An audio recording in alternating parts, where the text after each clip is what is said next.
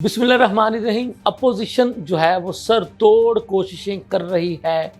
کہ حکومت کے خلاف ایک احتجاجی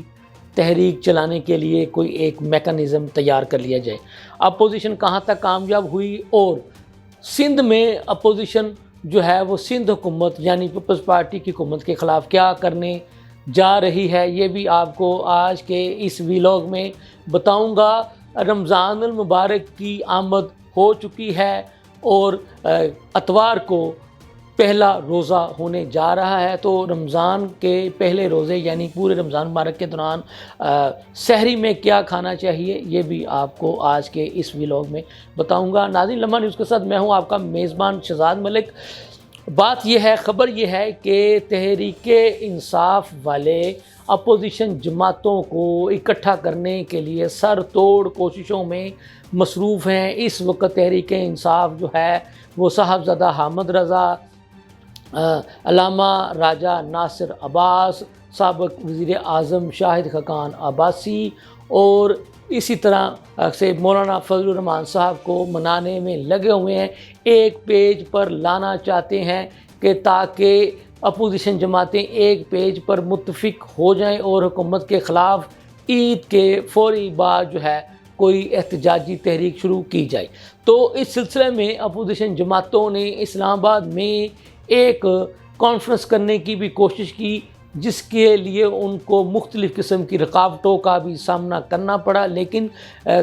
رکاوٹوں کو توڑ کر یہ اپوزیشن کی کانفرنس منعقد ہو گئی۔ اب اس میں انہوں نے یہ طے کیا کہ اب ہم نے رمضان المبارک کے دوران عوامی رابطہ مہم شروع کرنی ہے۔ عوامی رابطہ مہم یہ ہے کہ تمام وہ سیاسی جماعتیں کہ جو کہ حکومت مخالف ہیں، چاہے وہ سیاسی ہیں یا مذہبی ہیں یا اسمبلی کے اندر ہیں یا اسمبلی سے باہر ہیں، انہیں ایک پیج پر لایا جا سکے اور ایک ایسی اسٹریٹجی بنائی جائے کہ جس کے مطابق آگے بڑھا جائے اور حکومت کو عید فطر کے فوری بعد ٹف ٹائم دیا جا سکے۔ تو اس مقصد کے لیے جو اپوزیشن جماعتیں ہیں وہ کوشاں ہیں، اور سندھ کی سطح پر جو جی ڈی اے آپ کو پتہ ہے گرینڈ ڈیموکریٹک الائنس جو پہلے سے ہی موجود تھا، ان کی جو اپوزیشن جماعتیں ہیں ان سے بھی رابطوں کا سلسلہ جاری ہے تاکہ ان کو بھی ایک پیج پر لا کر کے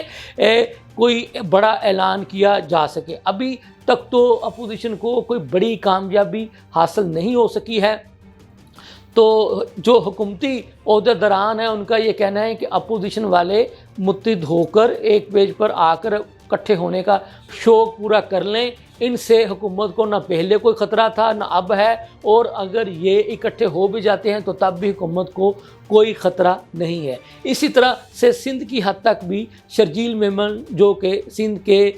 وزیر ہیں، ان کا یہ کہنا ہے کہ سندھ میں بھی اپوزیشن والے متحد ہونے کا خواب پورا کر لیں، متحد ہو جائیں، ہمیں ان سے کوئی خطرہ نہیں ہے۔ لیکن پہلی بات یہ ہے کہ یہ متحد ہو ہی نہیں پائیں گے، تو وہ انہیں اس بات کا کبھی یقین ہے شرجیل میمن صاحب کو کہ اپوزیشن جماعتیں سندھ کی حد تک متحد ہی نہیں ہوں گی۔ جب یہ متحد ہی نہیں ہوں گی تو حکومت کے خلاف یہ کیا جو ہے وہ محاذ کھڑا کر سکیں گے۔ تو ان کا یہ کہنا تھا بہرحال انہوں نے جو کرنا ہے وہ کرتے رہیں، ہم اپنی حکومت جو ہے وہ کرتے رہیں گے اور عوام کو ڈیلیور کرنے کا کام کرتے رہیں گے۔ ناظرین، ہم نے آپ کو بتایا تھا کہ رمضان المبارک کی آمد ہو چکی ہے۔ آپ کو پتہ ہے کہ 2 مارچ کو پہلا روزہ ہے، تو ماہرین صحت کا کہنا ہے کہ سحری کے اوقات میں زیادہ کھانے کی بجائے اعتدال کے ساتھ کھایا جائے اور معدے پر زیادہ جو ہے وہ زور پریشر ڈالنے کی بجائے وہ خوراک جو ہے وہ کھائی جائے جو کہ آسانی کے ساتھ ہضم ہو سکے۔ اور ماہرین صحت کا یہی کہنا ہے کہ روزہ رکھنا ہی ہر شخص کے لیے مفید ہے، اس سے جو انسان کے جسم کے اندر وہ بیماریاں جو کہ شاید 11 ماہ نظر نہیں آتی، اگر آپ وہ روزہ رکھتے ہیں تو وہ جو جراثیم کو اگر کوئی ایسے ویسے ہوتے بھی ہیں تو روزہ رکھنے سے ان کا خاتمہ ہو جاتا ہے، اور روزہ رکھنے سے انسان یقینی طور پر صحت مند ہو جاتا ہے، اور جہاں پر معدے کو بھی سکون ملتا ہے، اور معدے کو وہ سکون ملتا ہے کہ جو ادویات کی شکل میں بھی نہیں ملتا۔ اس لیے ماہرین صحت کا کہنا ہے کہ وہ ایسی غذائیں کھائیں۔ ہر شخص کو اپنے اپنے معدے کا علم ہوتا ہے کہ وہ کیا جلد ہضم کر لیتا ہے